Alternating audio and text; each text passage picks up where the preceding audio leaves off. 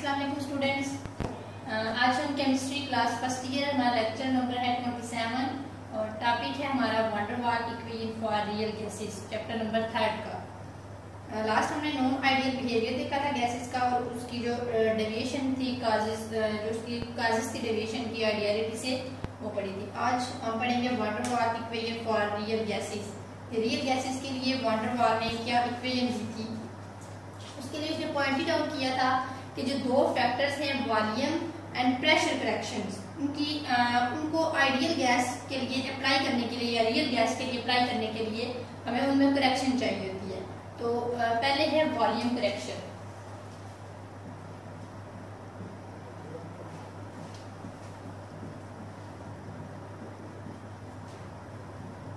Volume correction में हम देखते हैं कि जब किसी भी कंटेनर के अंदर हम गैस को कंप्रेस करेंगे तो जो गैस के मॉलिक्यूल्स होंगे वो एक दूसरे के पास आ जाएंगे। क्या व्हेन गैस मॉलिक्यूल्स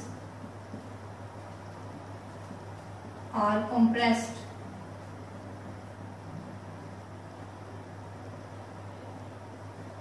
जो मॉलिक्यूल्स है गैस के वो come close to each other. Molecules of gas come close to each other. तो जब गैस के मॉलिक्यूल्स एक दूसरे के पास आएंगे तो उनके दरमियान रिपल्सिव फोर्सेस डोमिनेट हो जाएंगी। क्या होगा? रिपल्सिव फोर्सेस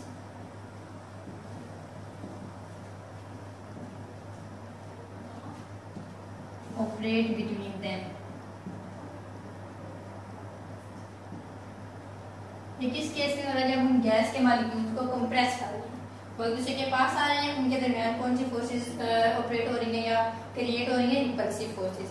अगर हम उसको फर्दर कंप्रेस करते हैं तो जो गैस के मॉलिक्यूल्स हैं वो एक दूसरे को तेजी से रिपेल करना शुरू कर देंगे।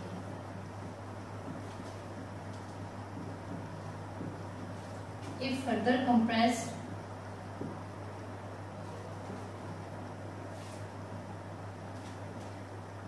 gas molecules repel each other।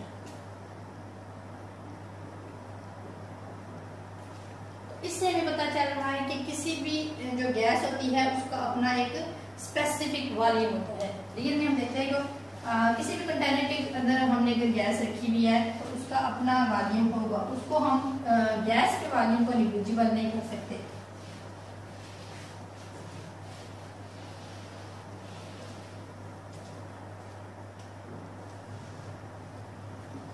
Real में क्या होता है? Gas molecules have specific volume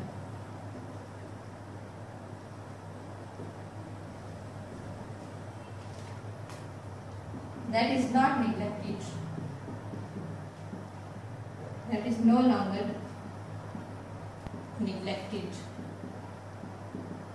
अब उसका वॉल्यूम इस बात पर डिपेंड नहीं कर रहा कि हम जो वेसल है वो बड़ी यूज कर रहे हैं छोटी यूज कर रहे हैं, लेकिन एक्चुअल गैस का वॉल्यूम होता है और उसको हम काफी लंबे से तक उसको निगलेक्ट नहीं कर सकते। तो इससे जो वंडर वाल था उसने क्या पोस्टुलेट किया था, उसने क्या रिजल्ट निकाला था कि जो एक्चुअल वॉल्यूम होता है गैस का उसको हम निगलेक्ट नहीं कर सकते किसी भी कंप्रेस गैस के अंदर। उसकी क्या सजेशन उसकी क्या थी?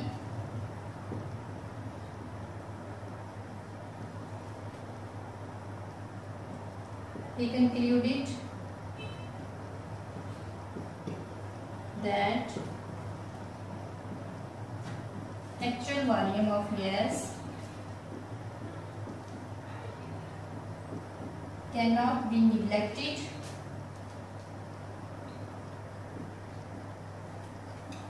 for longer time।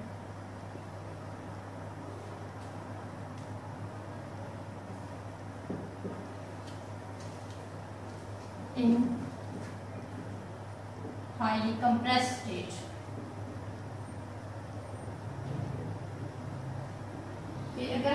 किसी भी वेसल के अंदर गैस को कंप्रेस किया हुआ है तो उसके वॉल्यूम को हम निगलेक्ट नहीं कर सकते। अगर उसका जो इफेक्टिव वॉल्यूम है पर मोल ऑफ गैस, कि जितने भी हमने गैस के मोल यूज किए हैं, हर मोल के लिए हम इफेक्टिव वॉल्यूम को V से रिप्रेजेंट करें,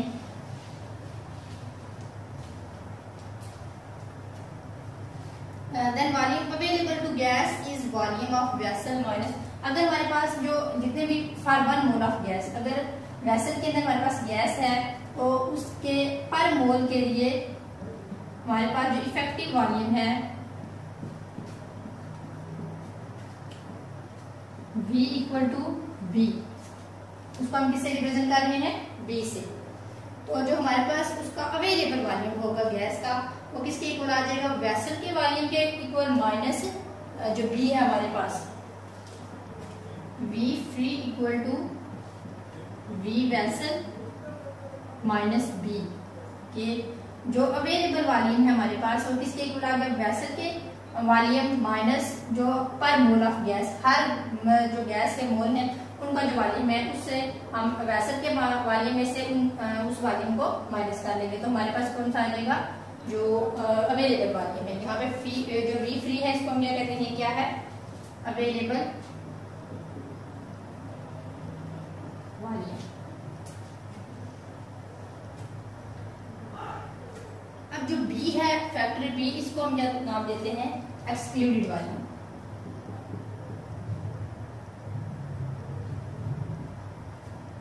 एक्सक्लूडेड वॉल्यूम या इफेक्टिव वॉल्यूम होता है इसको। ये कांस्टेंट होता है and has characteristics of gas. ये क्या होता है? कांस्टेंट वैल्यू होती है और गैस की ये एक खसूसियत होती है।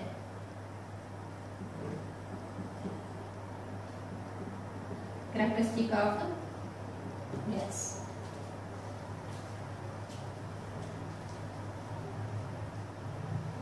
अब इसकी वैल्यू है जो गैस है हमारे पास, उसका जो वॉल्यूम है उस वॉल्यूम की वैल्यू किस पे डिपेंड कर रही है? जो गैस के मॉलिक्यूल हैं उनके साइज पे।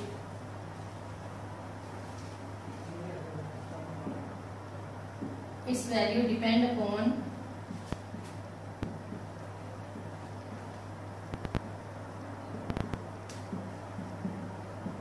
Size of gas molecules.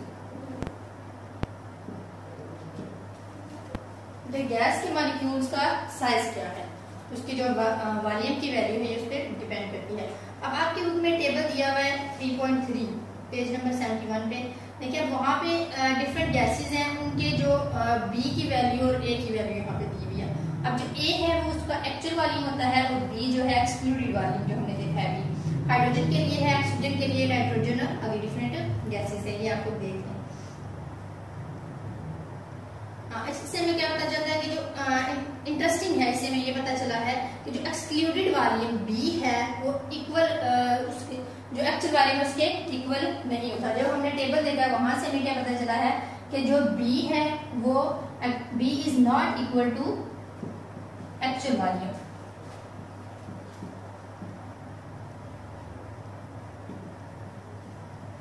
B actual volume के इक्वल नहीं आता, बल्कि वो उसके 4 टाइम होता है, उससे 4 गुना ज्यादा होता है।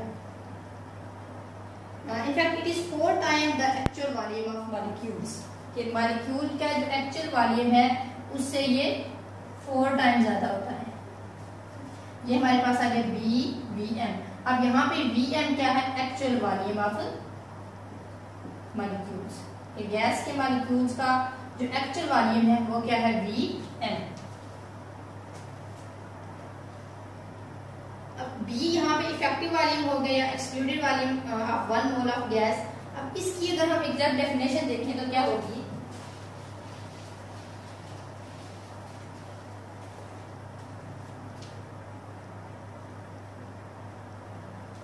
ये वो वॉल्यूम होता है, it is that volume of gas, that volume of 1 mole of gas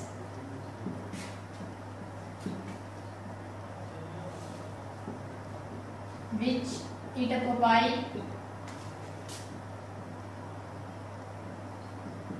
in highly compressed state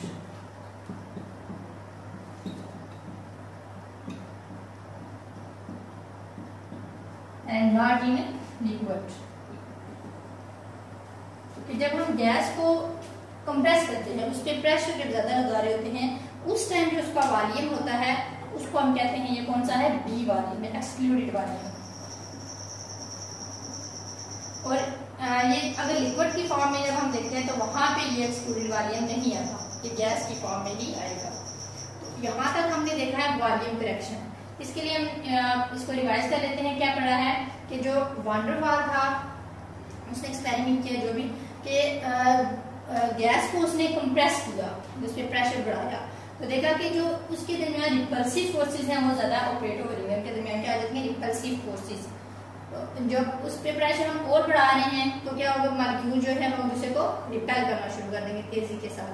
तो एक्चुअली हम देखते हैं कि जो गैस है उसका अपना एक डेफिनेट वॉल्यूम होता है जिसको हम कभी भी निगलेक्ट नहीं कर सकते। तो इससे जो वॉन डेर वाल था उसने क्या कंक्लूजन निकाली थी कि अगर हम गैस को हाईली कंप्रेस स्टेट में रखते हैं तो उस टाइम उसका जो प्रेशर वॉल्यूम है उसको हम लंबे टाइम तक उसको निगलेक्ट नहीं कर सकते। फिर इसने कहा कि अगर हम इफेक्टिव वॉल्यूम को बी से रिप्रेजेंट करें तो जो हमारे पास अवेलेबल वॉल्यूम आएगा वो वेसल के वॉल्यूम के माइनस जो बी है एक्सक्लूडेड वॉल्यूम इसके इक्वल आ जाएगा। अब जो बी फ्री वहां पे हमने देखा था, ये क्या था, जो अवेलेबल वॉल्यूम था उसको उसने किससे रिप्रेजेंट किया है, बी फ्री से। तो जो बी फैक्टर है वो एक्सक्लूडेड वॉल्यूम होगा और ये कांस्टेंट जो प्रॉपर्टी होती है। अच्छा, इसकी जो गैस का जो वॉल्यूम है ये डिपेंड किस पे कर रहा है, जो गैस के मॉलिक्यूल्स का साइज होता है उस पे। फिर इसने कहा कि आगे जो टेबल दिया हुआ था उसमें हमने कुछ गैसेस के जो बी की वैल्यू वो देखी है, उससे हमें ये पता चला है कि जो एक्सक्लूडेड वॉल्यूम होता है वो एक्चुअल वॉल्यूम के इक्वल नहीं होता बल्कि उससे 4 गुना ज्यादा होता है। तो बी हमारे पास किसके इक्वल आ गया था, 4 VMT। अब यहाँ पे VM एक्चुअल वॉल्यूम था किसी भी वन मोल ऑफ गैस के लिए, और जो बी है उसको फाइनल हमने डिफाइन किया था कि ये वो वॉल्यूम होता है 1 मोल ऑफ गैस के लिए जो जब गैस हाईली कंप्रेस स्टेट में होती है उस टाइम उसने ऑक्यूपाई किया होता है। इसको हम क्या कहते हैं, कौन सा वॉल्यूम है, बी वॉल्यूम है। नेक्स्ट हमारे पास प्रॉपर्टी आती है pressure correction.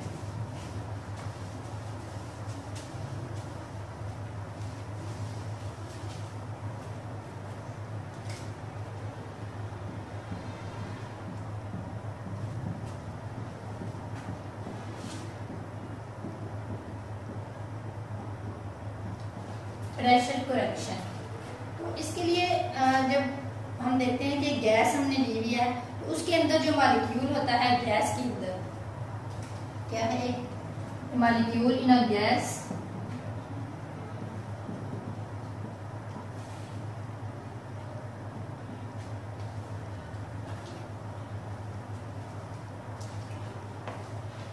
is attracted by other molecule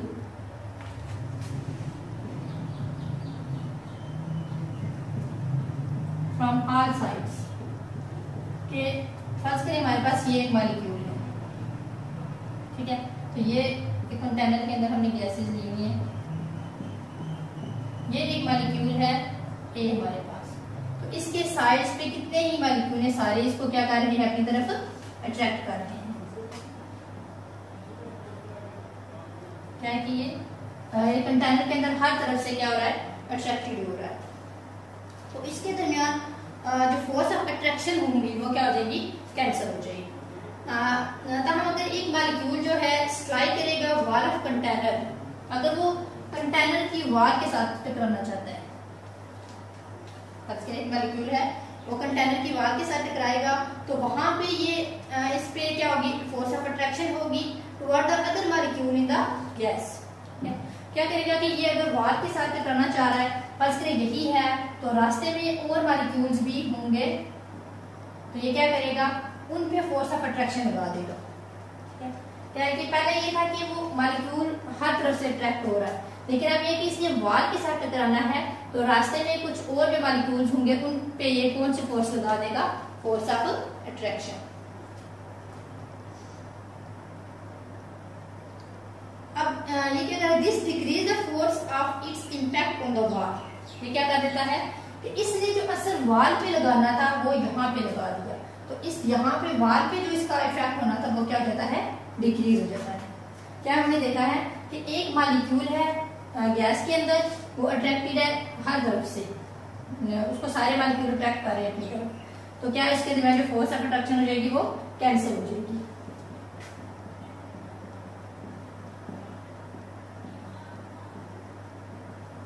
cancel.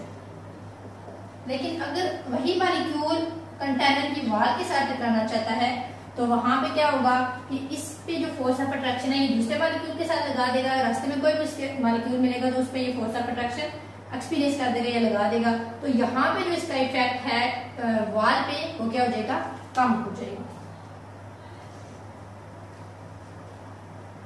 अब फर्स्ट करिए हमारे पास मॉलिक्यूल है ए which is unable to create pressure on the wall due to presence of attractive force।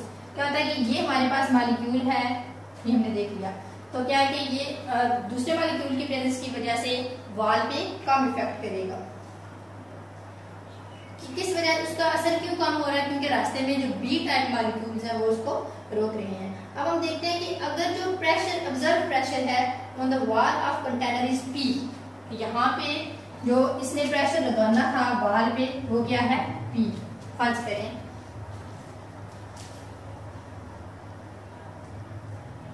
अब ये जो प्रेशर P है ये एक्चुअल प्रेशर से क्या हो जाएगा, कम हो जाएगा। कितना अमाउंट कम होगा, P प्राइम। अब देखिए हमारे पास ये हमने सपोज किया तो प्रेशर जो मॉलिक्यूल ने वॉल पे लगाना था वो क्या है, P, और P जो I है हमारे पास वो क्या है, एक्चुअल प्रेशर है। अब ये जो P है ये एक्चुअल प्रेशर से कम होगा, कितना, P prime. P equal to P I minus P prime. ठीक है, ये हमारे पास क्या आ गया, ये वॉल का प्रेशर है और ये जो हमारे पास एक्चुअल प्रेशर है माइनस पी प्राइम, ये कितना से कम हुआ है, पी प्राइम। अब यहाँ पे पी आई है is the true kinetic pressure. देखिए हमारे पास ट्रू काइनेटिक प्रेशर या जो एक्चुअल प्रेशर होगा। अगर फोर्स ऑफ अट्रैक्शन यहाँ पे ना हो, ठीक है, अगर फोर्स ऑफ अट्रैक्शन नहीं होगी तब हमारे पास जो वॉल पे प्रेशर होगा या जो एक्चुअल प्रेशर होगा मॉलिक्यूल्स का वो क्या होगा, P I. This pressure is P prime is the amount of pressure lessen due to attractive force. यहाँ पे पी प्राइम क्या है, ये वो अमाउंट है प्रेशर की, अमाउंट ऑफ प्रेशर लेसेंट, जो कम हुआ है due to absence of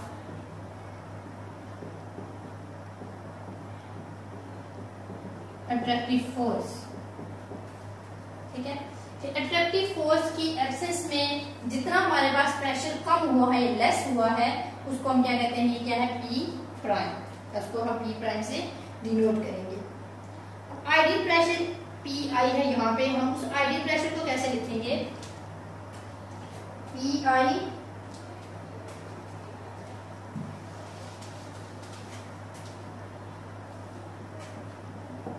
equal to P plus P prime. अब यहां से हमें सजेशन क्या मिलती है कि प्रेशर का वो पार्ट पी जो होता है, for one mole of gas used against intermolecular force of attraction should decrease as volume increase. कि जो उसका प्रेशर था P, इसको क्या होना चाहिए, वॉल्यूम के इंक्रीज होने के साथ साथ इस प्रेशर को डिक्रीज होना चाहिए। शुड डिक्रीज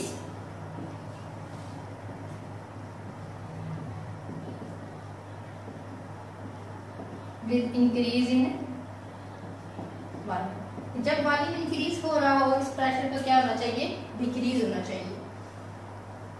अब इनकी जो वैल्यू है हमारे पास P प्राइम की in term of constant A for the attractive force and the volume V of vessel can be written as कि वॉल्यूम V है वेसल का, A हमारे पास क्या होता है अट्रैक्टिव फोर्स का जो कांस्टेंट होगा, उसके लिहाज से हम जो P प्राइम की वैल्यू है उसको कैसे लिखेंगे,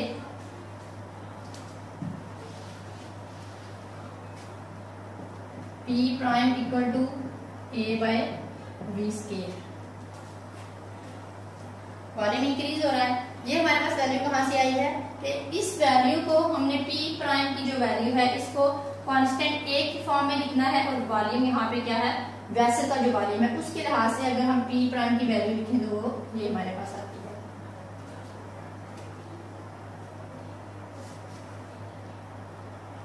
यहाँ तक हमने देख लिया है प्रेशर करेक्शन। इसके लिए हमने देखा है कि अगर हम कोई भी गैस ले लें, उसका जो एक मॉलिक्यूल होता है वो गैस जितने भी बाकी मॉलिक्यूल होंगे उनसे वो क्या होगा अट्रैक्ट होगा, ठीक है। तो जो फोर्स ऑफ अट्रैक्शन होगी उनके दरमियान वो कैंसिल आउट हो जाएगी। अगर वो मॉलिक्यूल वही फोर्स वो वॉल पे लगाना चाहे तो क्या होगा, वहां पे जो इसकी अट्रैक्टिव फोर्स होगी रास्ते में किसी भी मॉलिक्यूल की प्रेजेंस की वजह से वो वॉल पे कम हो जाएगी। अब हमने एग्जांपल ली हुई थी ए मॉलिक्यूल था हमारे पास, तो जो ए मॉलिक्यूल है जब उसने फोर्स लगानी है वॉल पे जाके तो वहां पे रास्ते में कोई भी बी टाइप मॉलिक्यूल था उसकी प्रेजेंस की वजह से ए जो होता है वहां पे उसका इफेक्ट या प्रेशर कम पड़ता है। नेक्स्ट हमने देखा था कि अगर प्रेशर होता है वॉल पे, जो कंटेनर की वॉल है उसका जो प्रेशर है उसको हम डिनोट कर रहे थे P के साथ, तो वो जो प्रेशर था वो एक्चुअल प्रेशर से कम था कि जो वॉल पे प्रेशर पड़ रहा है, यहाँ पे जो प्रेशर था किसी भी मॉलिक्यूल का या ए मॉलिक्यूल हमने दिया हुआ था, ये प्रेशर एक्चुअल प्रेशर से क्या था कम था। तो इसको हमने लिखा था Pi माइनस P बार। अब P जो प्राइम था या P बार हमारे पास था, ये वो कितनी अमाउंट उसकी कम हुई थी उसको हम P प्राइम से शो करते थे। P प्राइम वो अमाउंट थी जितनी प्रेशर लेस हुआ है, ठीक है। इससे हमें सजेशन ये मिली थी कि अगर जो प्रेशर का एक हिस्सा होता है P जो वॉल का प्रेशर था वो किसी भी वन मोल ऑफ गैस के लिए जो इंटरमॉलिक्यूलर फोर्स ऑफ अट्रैक्शन है जब वो डिक्रीज हो रहा है इस प्रेशर को डिक्रीज होना चाहिए और जब वॉल्यूम क्या है गैस का इंक्रीज हो रहा हो तो इससे हमने P प्राइम की वैल्यू A की टर्म में और गैस का जो वॉल्यूम है या वेसल का जो वॉल्यूम है उसके लिहाज से हमने जो इसकी कंक्लूजन निकाली थी, जो फाइनल इक्वेशन हमारे पास आई थी वो क्या थी P prime equal to A by V square. तो यहाँ तक हमारी प्रेशर और वॉल्यूम की करेक्शन का जो टॉपिक है वो कंप्लीट हो जाता है। नेक्स्ट है हमारे पास इसका जो प्रूफ है ये हम अगले लेक्चर में। अगर यहाँ पे कोई भी बात आपको समझ नहीं आती तो आप कमेंट सेक्शन में पूछ लें। चलिए ठीक है, अल्लाह हाफिज।